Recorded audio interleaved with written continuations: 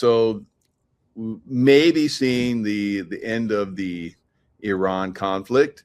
It was like, okay, you open the Strait of Hormuz, and we're going to bomb your $10 billion power plant there in Tehran, and then we're going to start hitting the other ones. We're just going to knock out all your power. And they're like, oh, our bad. So all those demands we were making, where you're going to have to make reparations and pay back all the trillions of dollars that you've blown up. Yeah, we'll negotiate. We're not going to do any nukes. Yep, no nukes. You can have all our nuke, heavy water, uranium, all that stuff. You can have it back, right?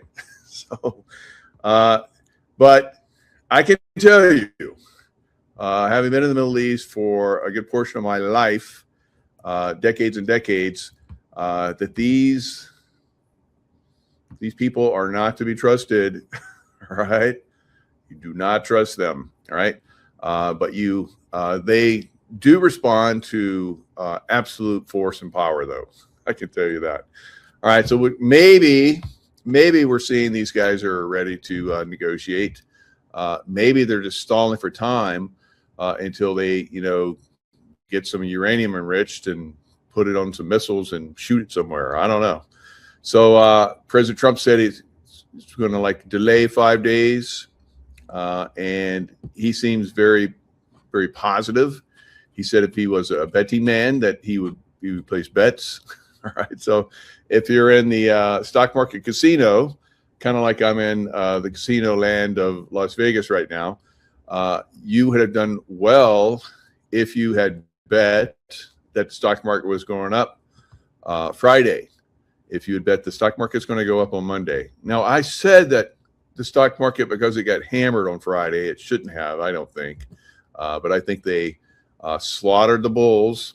And I said they'll probably get a bounce on Monday. And sure enough, how about that? President Trump comes out with a negotiation with the Iranians, and the stock market blew up, went big. And then, and it went big. Remember, I said, watch oil. If oil goes down, stock market goes up.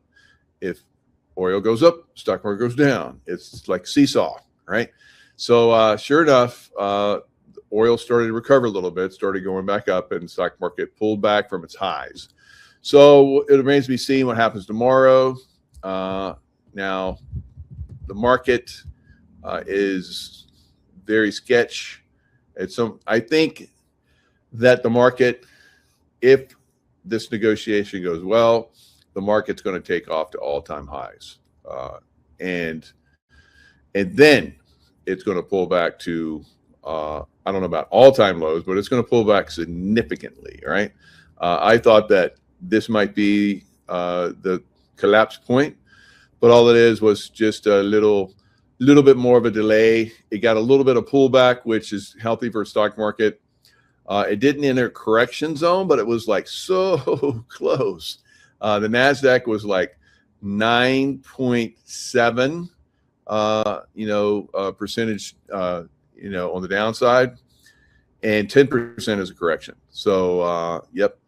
I said we might get something all the way back down to 23%, 25%, because that's normally how the stock market corrects. It does these things. And if you would see the average investor, they think it goes up all the time. So I said you might see some dip buyers today. We did. They came in heavy. Will we see another upward movement tomorrow? I think so. And then all bets are off, right? So the Las Vegas land, all bets are off, right? Clean. Nope, I'm not betting on this. So we'll see what happens tomorrow. If it's very strong, and if the Iranians do come out and say, okay, we're going to open the Strait of Hormuz, and we're going to uncrooked it and make it straight. So everybody's going to be able to go through, no problemo. And then we'll see the stock market go to all-time highs, right? But What about silver? Silver will go to unbelievable highs. Oh my God. You just won't be able to stand it. I will, but a lot of you will just like swoon with the highs in silver, especially if you're invested in it. So that's what's coming. We'll see. I think $250 silver probably by mid-year. Then it'll pull back like it does. You ever notice how silver like just really blows up and then it pulls back? It's just like it's a trend. It's a trendy thing. Silver, gold throughout time, very trendy. They trend higher and then they pull back, not to all-time lows, but they pull back and then they go higher during these time frames. So we're in a long-term bear market. I think for stocks at some point. At some point, of course, they're going to go higher, I believe.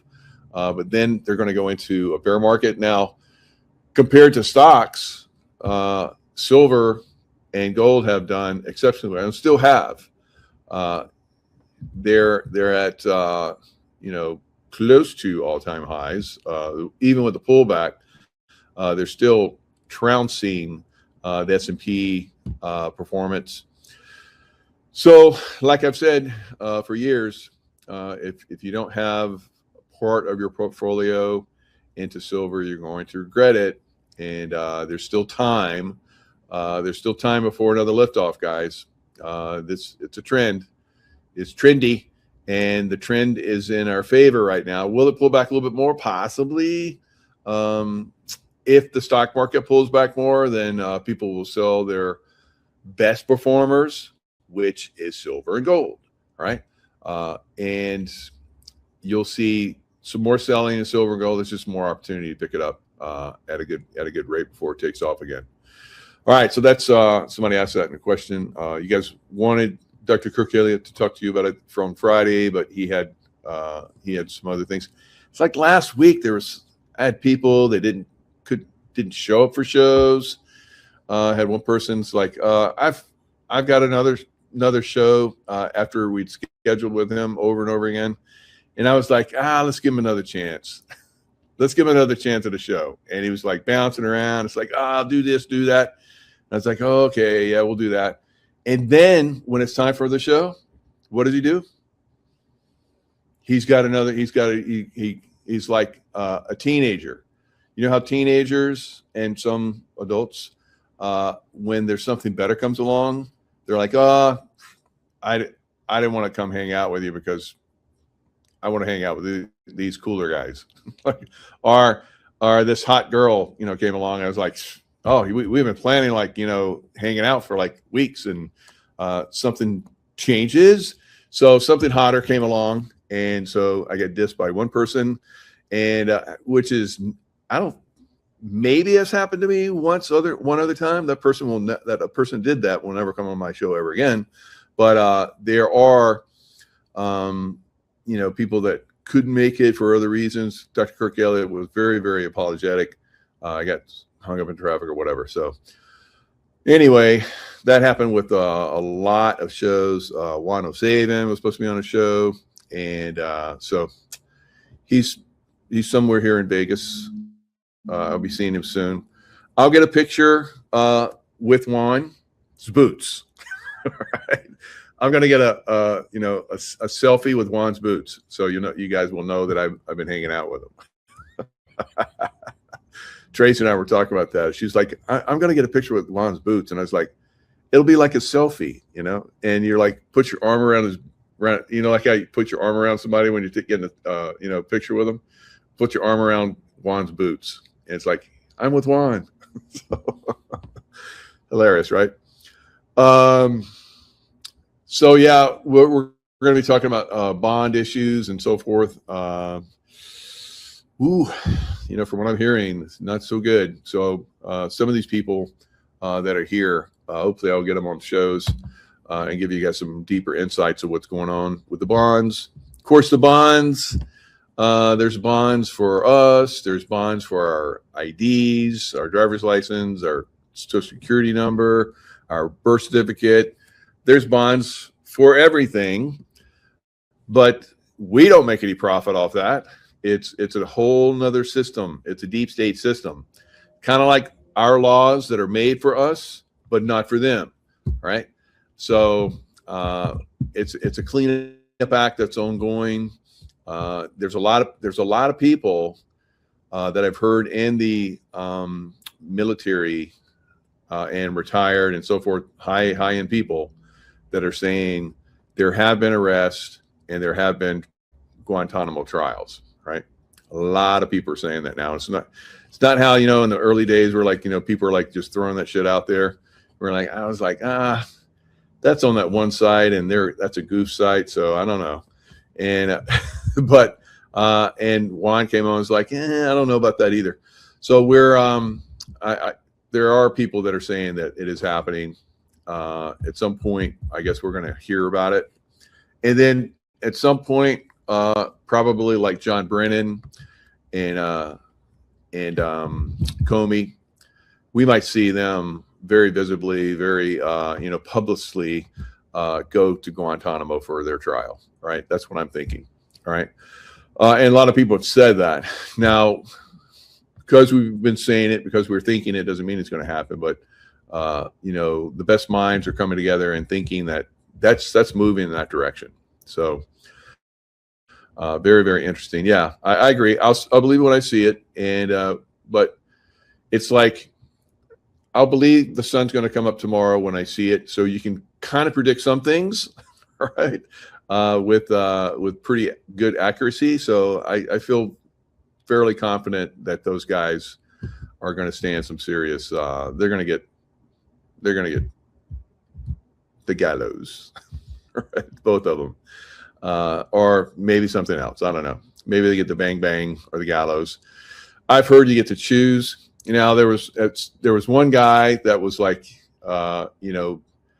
dinging a lot of us. This was 2-3 years ago. I don't know how long it was, but they said that I had gone to Guantanamo and that I had chosen the firing squad, and I'm like, And then Juan O'Savin, I guess he went down there. He was taken down there too. So, the deep state and the radical liberal leftist, they have their little, disinformationists too. So, but I'm not disinformation on this. I don't do disinfo. All right. So it is moving that direction. Now, as far as what's going on. Now, we've talked about this for a long time. The State Department renews worldwide caution alert, warns Iranian groups may target Americans all around the world. All right. So over the weekend, U.S. President Donald Trump and Iran traded threats as Trump warned that the U.S. military will strike civilian electrical infrastructure if Tehran does not allow the safe passage of commercial vessels through the Strait of Hormuz. And then Iran came out and said, "Okay, Uncle, right? We give up. We'll deal." Like I said, remains to be seen. Kind of like some of you skeptics out there that John Brennan and James Comey are going to Guantanamo. You're going to find out. All right, so the U.S. government has said that Iran's Islamic Revolutionary Guard Corps controls much of the country's infrastructure and uses it to power the war effort, making it a legitimate target. So that's why they were going after that. Now, they did their own threat. And it said, let's see, where is it? So the State Department is advising there could be missiles and explosive drones targeting across the Middle East, including the United Arab Emirates, Qatar, Saudi Arabia, Kuwait, and others. They're advising Americans to leave those areas. So this is what was said by the Iranian general Al-Fazi Shekarchi. He said that from now on, based on the information we have about you, speaking about Americans, Even parks, recreational areas, and tourist destinations anywhere in the world will no longer be safe for you. For you. All right. So heads up out there. Don't walk, just looking at your phone, right? With your head down, looking at your phone. Look up occasionally and look around. Look around. Look around. Jump up, get down. Otherwise, and you want to get down if they're like driving by spraying you with bullets. Get down, right? Don't jump up then, right? Jump up after they've gone by and then run around, right? Run for your life, right? But otherwise, I think we're going to see probably some type of attacks. Will there be repercussions for that? So these guys are on their own program now. So these, terrorist cells, they get the green light and then they go, right? So they start planning, they start getting stuff, they got money comes at them. They get their bros together, their bros and their gals and whoever else is going to put on an explosive vest, and they'll just go out and just start hitting places. So we could very well see that. Now a lot of you are like, I believe it when I see it, same type thing too. We've already started to see them. We've seen them. The military bases have locked down pretty hard, guys. I'm hearing it from a lot of different sources that military bases, very, very, I can't say the names, but some very prominent military bases have locked down pretty hard, right? Knowing that they have a threat. Pink scenario. Right? So, like my background, it's like what was that? Purple Rain, right? Purple rain. Woo! So that's just kind of like the decor here. It's like the windows. The windows are shaded, and that's kind of what it is, right? So I don't have any control over that. All right. So Trump, U.S. and Iran have had very good talks over the past 2 days. So this has been ongoing, I guess, over the weekend. So let's see a little bit about this. What's the have had over the last 2 days very good and productive conversations regarding a complete and total resolution of our hostilities in the Middle East. Whoa. Chief Foreign Correspondent Trey Yingst is live in Tel Aviv with the latest. Trey, does that catch you by surprise? Absolutely. This is a major development. President Trump taking to Truth Social, not only to say there are very good and productive conversations taking place between the United States and Iran, but he goes on to say he's ordered the Department of War to postpone for at least 5 days strikes against Iran's energy and power infrastructure. But if those talks fail, yeah, I think pretty much they should have already, been dealing. But it's kind of hard to deal when all your communication's been knocked out and everybody that says they're in charge, they get blowed up. Right? So we're like, I guess the son supposedly was the one that was appointed, but no one's heard from him. So is he blowed up, or is he hurt and he can't talk, or what's going on? And then Trump was kind of joking around. It's like, we don't want to tell you who we're dealing with because we don't want to get him killed. Right? So, yeah, that's the way it works. That's the way it works, because I was in the Middle East and that's the way it was. Okay, who else is going to be in charge next? And boom, all right, drone strike, boom, boom, and our SEAL Team 6 boys come in. Yeah, there's SEAL Team 6 got a lot of people you don't know about. Right? Yeah. Got a lot of people that you don't know about. And I mean, staggering numbers. Staggering. Oh, my God. And they'll probably never let it out, because then the leftists will just scream and yell, and they don't like it. They don't like it when we win. Right? So that's, you guys would be very happy with things that have been done. All right. just say that. And a lot of you naysayers like, I'll believe it when I see it. You're never going to see it. You're never going to see it. So it is what it is. All right. Because like I said, it's too staggering for the some people. All right. Because I remember people were like, the granola crunchers, because I used to hang out with them because I do spirit tracking and remote viewing and all kind of stuff in a wilderness setting. There was all kind of people that went to those. I love all those people. They're great. But they have some strange ideas about, war, and they think everything should be equal. Like, you're not going to take all this information and share it with people and get an edge, are you? I was like, I didn't answer. I didn't answer. So it actually worked out pretty good that I got that information, didn't it? Because I stopped people that were untouchable pretty much, and they're gone now. All right. So there's different levels of consciousness, and there's different frequencies, and there's different dimensions that you can move around in. And a lot of us are awakening to that, and that's what we're supposed to do. Right. So that's why I love telling you guys about all this stuff. It's like, if Mike can do it, I'm gonna blow this away. Look at that guy. All right. Islamic regime caves as Iranians rise up and fight back for the first time. Really? Because we've been waiting for them to do that. Did they have an effect? Were they the reason why things have turned around? Trump just made a huge announcement he took to Truth Social and wrote, quote, "I am pleased to report that the United States of America and the country of Iran have had over the last 2 days very good and productive conversations regarding a complete and total resolution of our hostilities in the Middle East.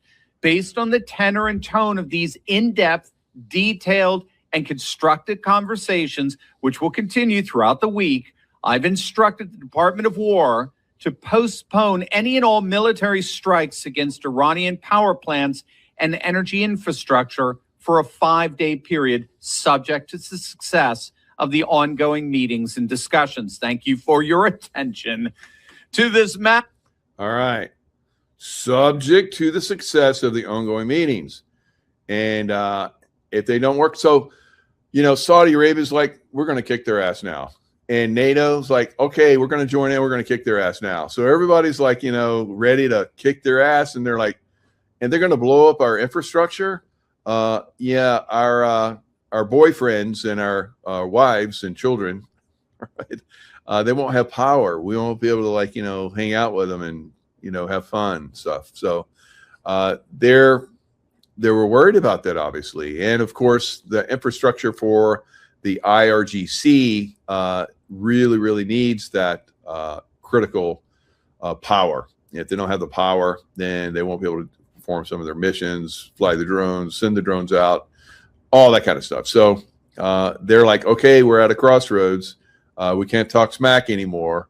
Kind of like Saddam Hussein. Remember Saddam Hussein? He said, "It will be the mother of all wars." And we're like, okay, you jumped into a hole in the ground on the first day, right? So, and from then on, it was like, if we had been allowed to win, which we did pretty much right from the get-go, and if we'd been able to go in and basically take them out, and I'm talking about their guerrilla forces and so forth, I'll give you a little insight. When I was in Baghdad, I was a part of a security team that was protecting the chief of station. I'm not going to name any names or say too many details because he was a really good guy. He had been in Baghdad during the time frame where we weren't even there. So he was incognito in Baghdad gathering information. So what I remember we were taking him to I was talking with him, and we had a really good conversation. We saw eye to eye on a lot of stuff. And so we had a really good conversation. We're taking him to a helicopter where he was going to fly to meet with the generals. And he was talking to me. He said, I spent all this time here I said that this, and I'm going to tell you everything because then it will kind of give away who this is to the baddies, and they're blowing me off. They're not doing it. And remember how long that war and how much it cranked up in Iraq? Remember how bad it got? He had the answers, and I was telling him this is what I would do. I'd do this, and he's like, "That's it. That's what I've been telling them. I've been here for years, and I know the situation here. And kind of like me, I've been around these guys for a while. I know how they think, and how they do things. So he's like, "How about you come with me and you help me talk to the generals?" And I just left the military. And I'm working doing, the security stuff. And I didn't think that was a good idea. Right. I regret that now. Right. Because that I have been I've been over backwards for this deep state apparatus, not realizing what it was. And that it really tried to jam me hard. It tried to kill me many times. So I'm like, I'm all out on this. So I wish on hindsight that I'd gone with him. And maybe I could have had some, I doubt it, but because these generals are deep state generals, right? And they had a plan to really ramp up that war and extend it, right? So very frustrating. There's a lot of patriots, a lot of good merit-based thinkers out there that have risen. Some of them have risen to the top. And then, of course, we have the ones that seem to be in charge that are always so stupid. Right, so stupid. It's amazing. So, will the Iranians, deal? Their backs are up against the wall. I'm skeptical. I can't say definitively whether they're going to play or not. Wow, look at that pink sky. That's pretty crazy. All right, let me look at that. That's the Sahara over there. So see, it is white. It is white, but that screen, that window screen is like, oof, that's some Purple Rain stuff. Right. So yeah, it's frustrating dealing with some of these people. So we have people within our organizations that are corrupt, that are, keeping us from winning and achieving greatness, make America great again. There's a lot of, throughout the system, there's a lot of people trying to resist that and have been trying to resist President Trump, throughout the world, right? It's not just here in America, but this is, we have France, we have Britain, we have Australia, and not the Australians, of course, not the British and not the people and not the French people, but their intelligence agencies, right? And their government, because they're not for the people. None of them. They're for the deep state guys, right? So we have to clean them out. It's very, very very frustrating. Red light district. That's right. That's what I have behind me, right out there, not here. Right. All right. So now we know that President Trump has been talking over the last couple of days through the weekend that he was going to send ICE agents to the airports. I remember seeing that Senator Blumenthal, he came in and he said that they were going to kill Americans at the airports. What a shitbag, right? Why is he allowed to be in the Senate? Well, I kind of think maybe he's not. So I think a lot of these people aren't even there anymore, guys. And maybe the real people are there, because it's like, well, it's all been taken down, but you guys are going to continue to act like you're doing your job or what you were doing before, which was nothing. So just continue doing nothing. And at some point, we're just going to take you guys down to Guantanamo. Right. So enjoy your last few years, days, weeks, whatever. Right. So so Trump was going to send them. He sent them out today. Now at 12 o'clock just before 12 o'clock, actually, this morning, in LaGuardia, there was an accident, very tragic, very, very bad accident, where a Canadian plane came in. The air traffic controller brought the Air Canadian flight in, I think from Montreal to land in LaGuardia. And simultaneously, this air traffic controller is sending a fire truck to another plane, a United flight, that claimed they had smoke in the cabin. So the air traffic controller cleared the fire truck to go across the runway, and then the plane slammed into it.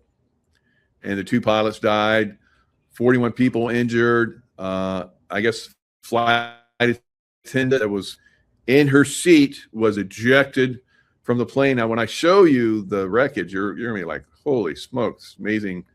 More people didn't die. And it is.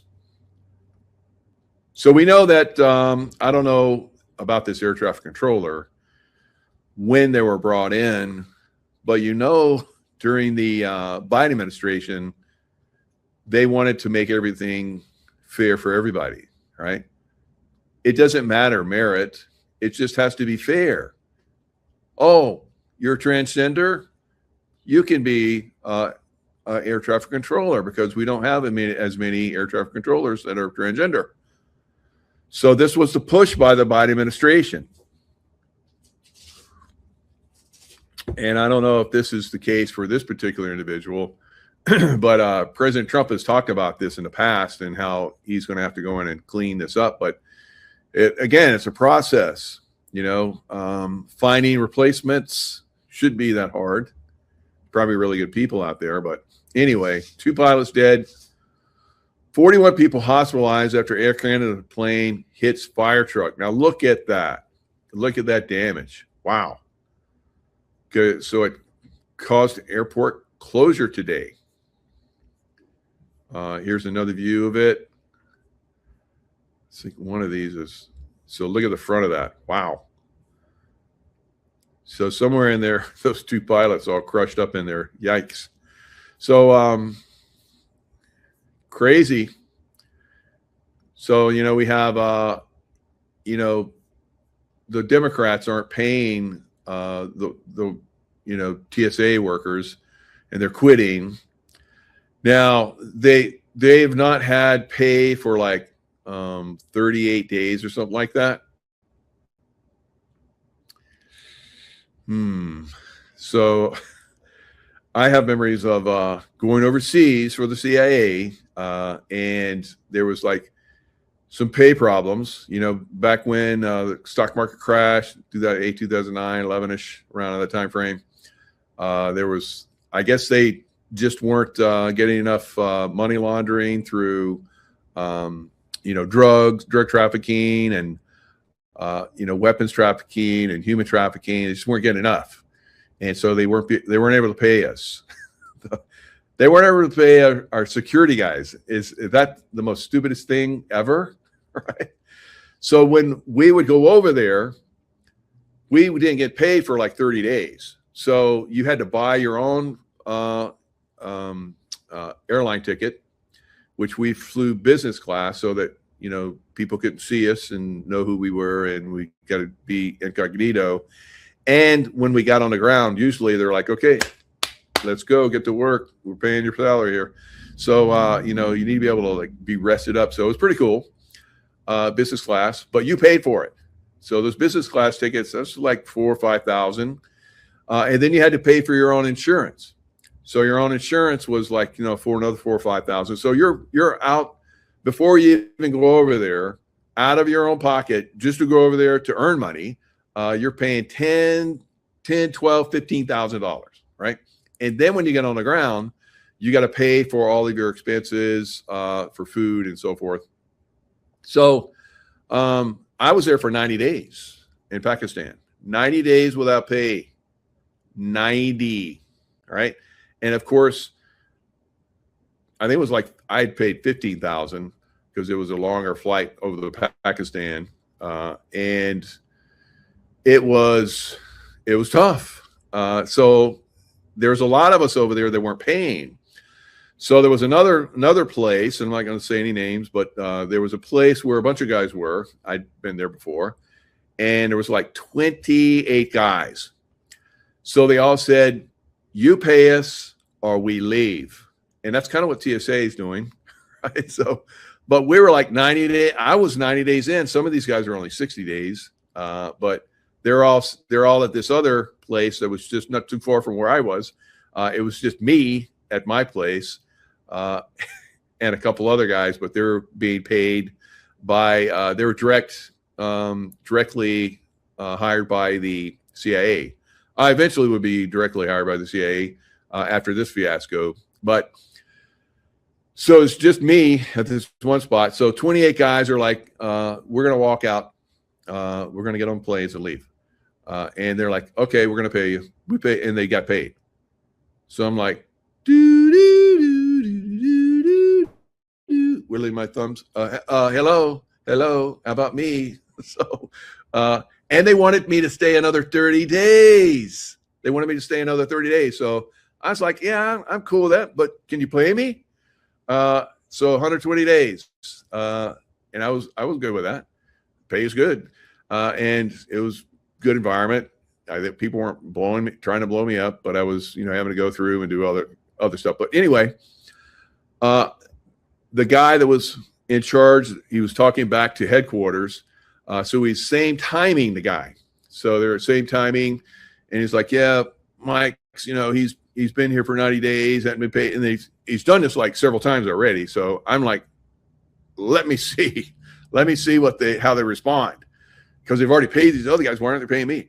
And so he's same timing this guy back at headquarters. And they're like, he hasn't been paid and blah, blah, blah. And he can't stay. I told him, I said, look, I can't stay any longer. I have to pay my bills. It's costing money for me to stay, and I don't have any more money. I put out all this money to come here, and I've been paying for 90 days. I don't have any more money. And so he's telling him that.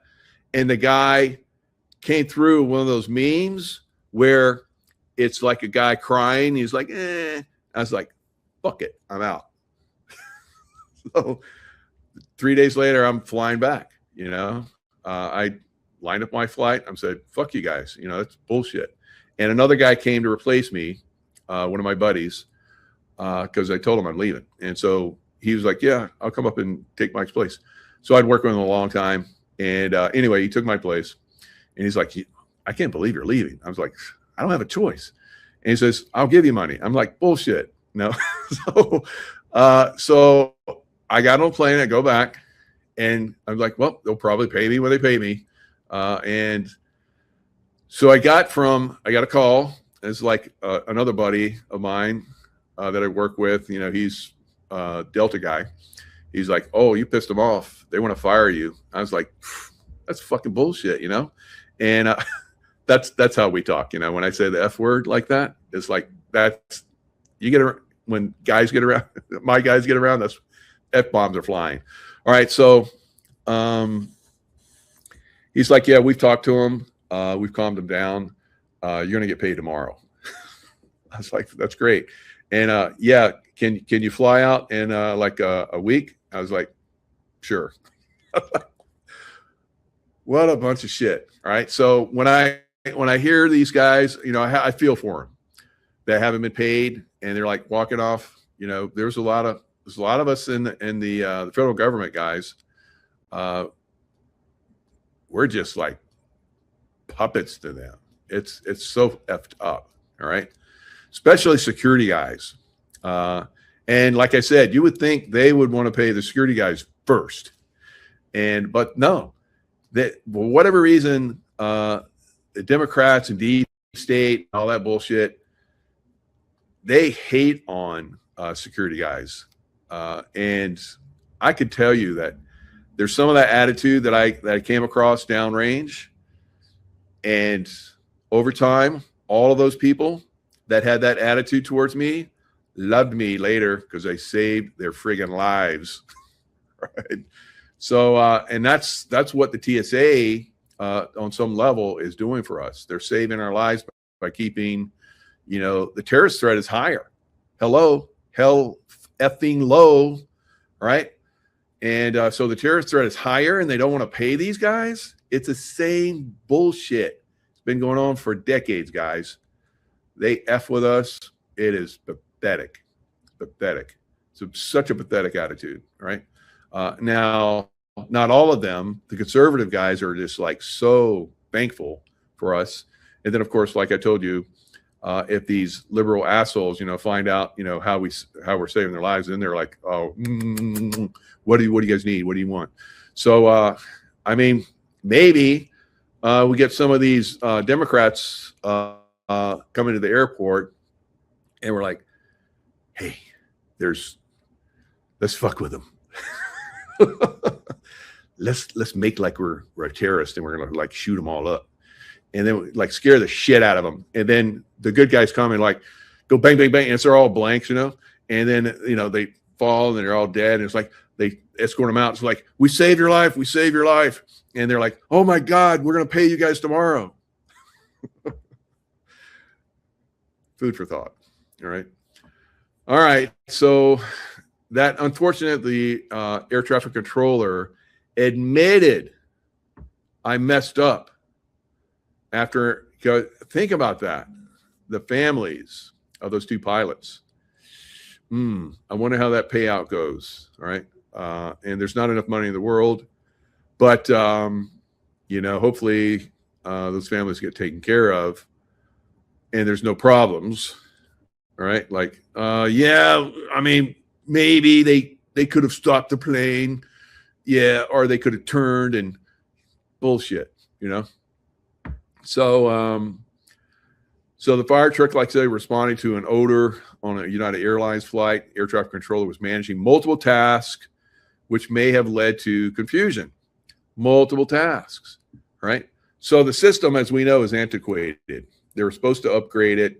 They got lots of money for it, and they pocketed it, and they didn't upgrade it. It's same Democrat stuff, right? So, and I think Trump had it all lined up when he was in office. He was going to do it, and then Biden came in, and they stole all the money. So that's the way this shit works. Yeah, it's pretty tragic. So this is one guy that was on that flight. So he talks about it. So let's listen to this young man. He's a senior in college. And Jack, we appreciate you joining us here today. First, how are you doing today? I think he is feeling a little rattled, but I feel like I'm one of the lucky ones. Yeah. I know right now, Jack, that you're headed back to school, back to Ithaca. And I understand that you've had some car trouble, but you're joining us there along the road. What? So he almost died in this plane crash thingy on the runway, and then he has car problems too. Like, dude, like, what's going on with your life? You need to like get spiritual, see what's going on. Right. So we appreciate you doing so. To share us a little bit of your experience. So tell us what you did experience last night. I mean, it was a regular flight, and everybody braces for impact, and there's always a little bit of a sense of nervousness as any plane comes for a landing. But pretty quickly after we touched ground, it all felt very wrong. The brakes were kind of being hit in a way that was very hard, and then all of a sudden, right when I was starting to think there might be something wrong, it was just a very loud bang, and we all pretty much just didn't know whether we were going to make it. I mean, it's like being in a gigantic car crash at 200 miles an hour. It's just not a good spot to be. Right. Yep. The old 200 mile per hour car crash. All right. Not so good. Right. So, yeah, I've like, jumped out of planes, and you get tracking across the sky. You're going over 200 miles an hour. I can't imagine like slamming into something, flying with just my helmet, right? Just my helmet on. So it's amazing. Like I said, that those people survived. Absolutely incredible. Good job for the people that responded. And, that's that's to be, acknowledged, and the heroes that are always out there in the medical field and so forth. So good thing they were on that stuff. And who knows, there's like some other people that have, I guess maybe about 6 people that are, I don't know if they're critical, but they're of the 41 that were injured, 35 of them are released. So, so few of them, obviously a little bit more than, they couldn't be released. So who knows how bad they're injured. Hopefully none of those people, perish. But yeah, crazy stuff. But again, Democrats, guys, we're coming back to Democrats over and over and over and over again. So I don't know how the Democrats still stay in power. I would think that after this election that they all just disappear. They go poof. It's like gone. What happened to those guys? It was that biblical thing where people just vanish. It's like, oh, well, that would be good. I hope that happens for a lot of these Democrats, right? So this is what it looks like in, I guess, 14 different airports. So 14 airports, ICE agents have been deployed to help TSA agent officers. So, they're not trained to, run the machines and so forth or look at that, but how hard could it be? Take your computer out of the bag and put it in the box. And they're not doing shoes anymore. So I don't know. It's okay. So it's all clear. No more shoe bombers, right? No, that's not a good thing. So anyway, maybe you go in there. They got the little screener, the magnetron or whatever, which is supposed to be more. Gives you more radiation than anything else. It's like but they know that it's like super bad for you. They don't go through it, so it's like, but they make us go through it. So that's not so good. But how hard is it to okay, do this, do that, train them for a couple, 2-3 days, and it's like these are like high end guys. There'd be like, some of these guys are probably like my level, I bet. And maybe not totally at my level, but pretty close. Right. So they're high speed, and they can run down and take out bad guys, and they got all that stuff going on. I guess they're arresting. They've already started arrest. And maybe that's why Trump wanted to put them in some of these airports. I remember one time we went down to Cancun and we came back, and I think we were coming through an airport in Houston, and going through immigration, all that. We went through an area where they had it like a curtain that was up in a hallway, and you could look through there and you could see there were hundreds of illegal aliens back there. And I was like, this is a bunch of bullshit. Greg Abbott, he's a bad man.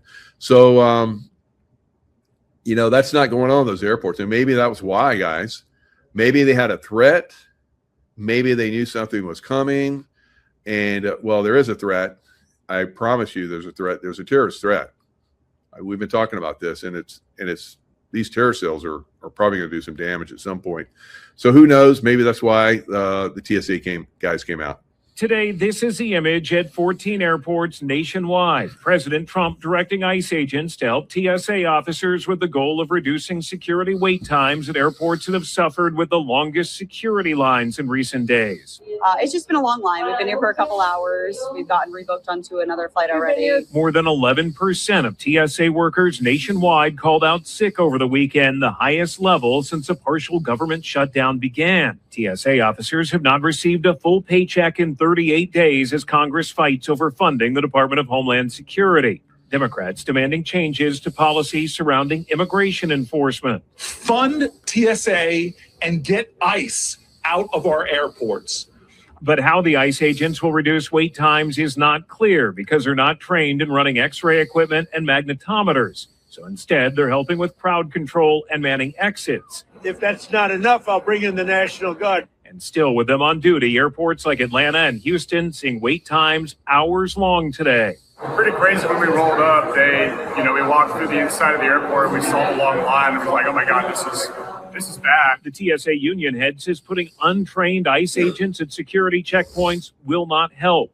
And there are questions about whether ICE agents will be enforcing immigration law inside the airports while helping TSA. ABC's Kira Phillips asking that question to White House border czar Tom Homan. The instructions we've given is you're there to assist TSA, but if you see illegal activity, yeah, you're going to take action. You're a federal law enforcement officer. We're not going to ignore illegal conduct in the airport.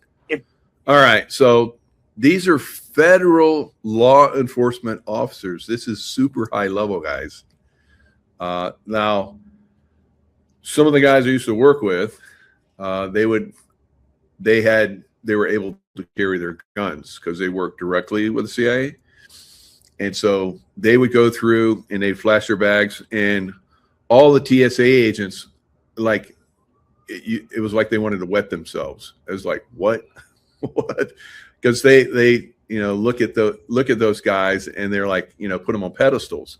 So yeah, you have, like I said, you have high level people. What is this pushback from TSA? That's bullshit. That's bullshit. If I was TSA and those guys showed up, I'd be like, dang, this place is safe. All right. So yeah, if they're just standing over there, it's kind of like some of our guys used to do anyway, just stand around. I'd rather have them stand around than some of the TSA guys. So anyway, it is ridiculous that it's come to this. But like I was telling you guys, they diss law enforcement, military, security. They diss all of us. Right now, some of them, really look up to us because they know the level of training and capabilities we have, especially a lot of the guys in the CIA that I used to, did work with, right? Right. They were very, very happy that I was there. So, and for good measure, good reason. So, French elections. Le Pen's national rally claims historic breakthrough, establishment erodes. So we're seeing this around the world, I believe. The collapse of the deep state and the political realm. So people are finally standing up and pushing back. It takes a lot of us, as we saw with President Trump. You have to come out with a massive, massive group of people involved, and you overwhelm their system. You catch them at cheating in certain areas. That's what I think the Trump teams did in their first win, and then, of course, in the second win. I think the 2020 election, they were letting it be exposed. I think that's what happened, and we're going to see the results of that soon.